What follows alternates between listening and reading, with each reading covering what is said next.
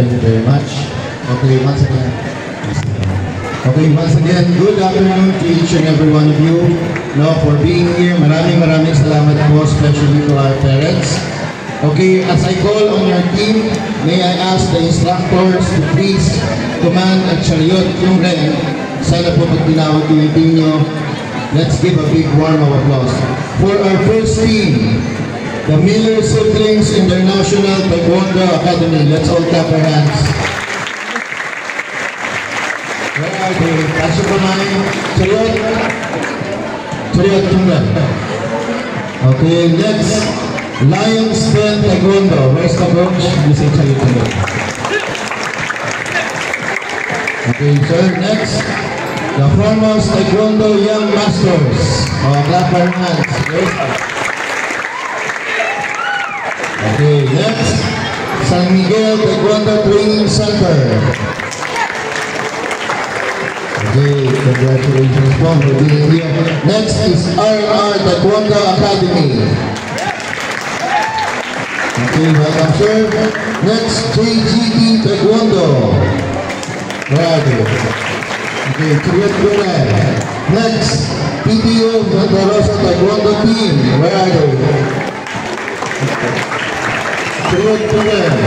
Next, the Batam Fighting Dragons. Where are they? Okay, next, the Aguas Taekwondo. Okay, next, Warang Taekwondo. Okay, next, Malabanyas Integrated School.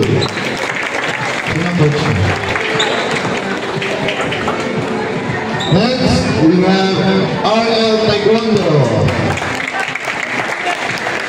Okay, next, the Nueva Ecija Tigers. Okay, next, we have Yeshua Chondo. Where's Yeshua? Okay, next, we have Miller Siblings. Is this the same, sir? No, okay. Sino pa po? Yeshua. CBFPI Scorpions Taekwondo. Where are they? Tunggal. Welcome, sir. Okay, any more? Makaming nakalimutan si Sir Benzo. No, wala na po. Salamat. Welcome to our athletes for today. And to give us an inspirational message, okay, may we call on, sir, actually, the man behind the program, Master Francis Carceo.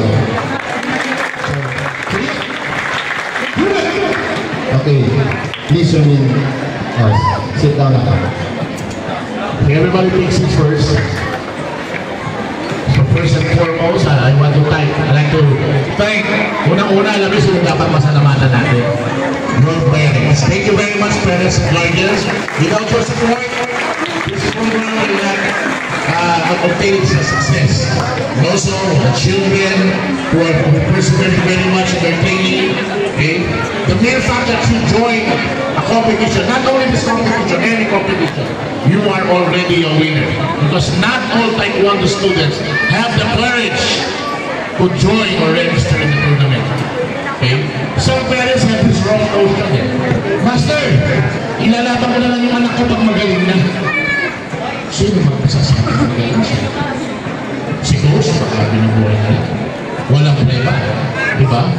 So, you can gauge your skills by merely joining the competition. Okay? Sumali pa lang, winner na kayo. And doon yung malalaman kung nag-improve. Diba? Actually, pag-join nyo, after this competition, lalo na yung mga first-timers, parang sinintihan lang natin yung kantila eh. Hilitaw yung ilaw. Na malinaw sa inyo that you can do it. It doesn't matter, you enroll in Taekwondo as a weak child, as madre, and everything. In Taekwondo, everything will improve. Ano secret? Ano secret? Ano ba kayo kumpupan? Yeah. Manood kayo para malaman yung secret. Pero sasabihin ko na yung secret kung ano. There is no secret. You only have to practice. You only have to trust these gentlemen and ladies, yung mga instructors, yung mga master nyo. Yun lang. Okay? Nobody is better than the other. It's all about the trust between you, students, and your masters. Mayroon lang kami mga kanya-kanyang strategies in teaching. Pero yung kahihinat na yan, isa lang. Isa lang yung goal namin. Gumaling kayo and become better children than what you are. Kasasakasal po yan. The more you practice, the more you strive harder, you will improve. And remember, little or big improvement is still improvement as long as you persevere and follow the 5 tenets of the book. So with that, I won't get it long. Sasalita kasi ng Grandmaster. Okay. Again, good luck and God bless. This afternoon, speaking here at Pirugi. And one more reminder, okay? We get our officials for them to judge. Okay? There might be judgment that you don't like, but of course, your student, your kid, your teammate is always the best player for you. Diba? Kung tayo mga coaches, tayo mga parents, tayo na lang mag-tournament. O anak, patugamat ako bukas ha. Nag-isip mo kung tayo sa plaza. Siyempre magaling siya. Kaya tayo ng mga officials for other people to judge kung ano naman development ng estudyante natin. All we have to do is respect their decision. Sa basketball lang, diba? They call it judgment call. Sa atin, sa team natin, oh, broken. But ref, grabe yan. Pero si referee nandun sila, okay? They're trying their best to give the best judgment, but still they are humans. And as humans, nobody is perfect. Okay? Sisipa lang yung anak mo ng matagal? Tayo makakatalo tayo. Siyempre, makakatalo tayo magaling, pero sabay ka. Let's face reality. I'm speaking to you as a years ako naging malamang mga bansa coach. Yung Clara na yan. Pag nagkakaan dito, hindi na pinag-usapan si John Chapman when I was home in school. Yung team namin lagi. Bakit? Kano umapag pa doon? Magaling kami? No. We go to Manila, join the tournament, 55 players. Ilan ang makakakuha? Yung una, wala. Not even a bronze medal. And when we won our first bronze medal in the Milo Little Olympics, it's 1 out of 60 players. We were very happy. We did not treat defeat as something negative, but it's a challenge.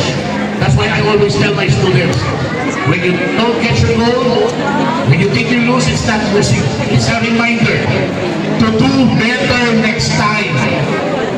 It's not the end of the world. After this tournament, you win the gold, silver, bronze, you will go back to training. But all you have to do is trust your instructors. Yun lang.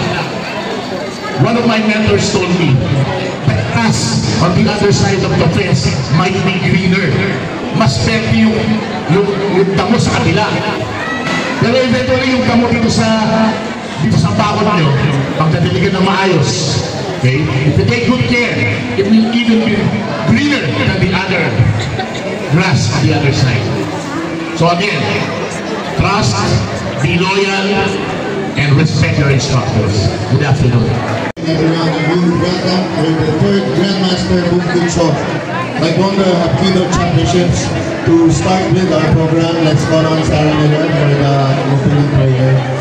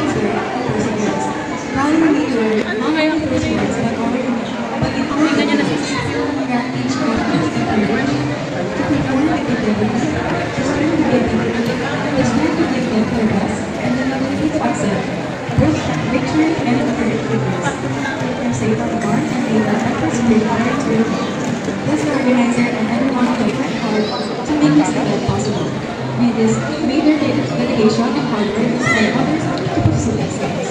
Above all, the Lord made his dedication cause attraction and inspiration, reminding us that we are all champions of peace and unity in our communities. We offer this day to you, trusting you, our capital. We welcome this and the community.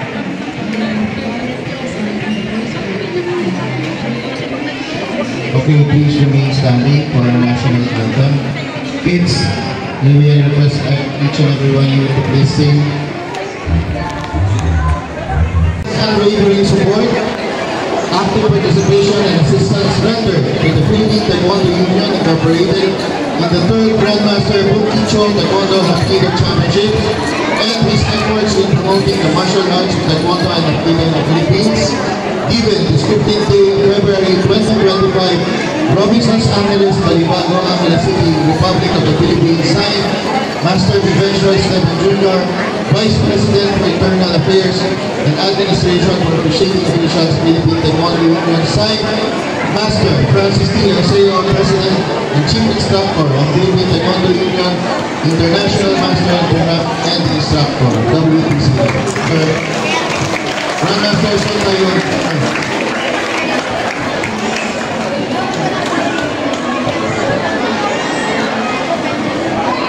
Picture. Camera.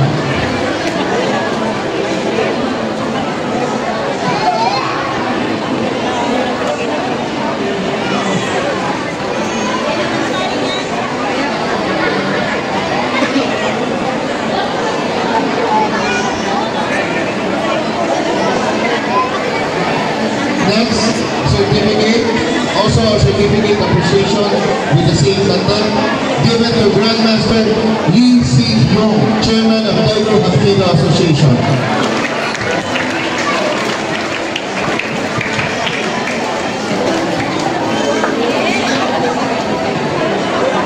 And last but not the least, the certificate of appreciation given to Grandmaster Cho P.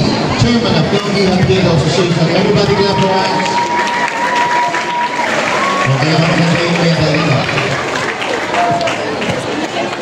Okay, everybody. Seryoso? Gusto niyo na mag-demo?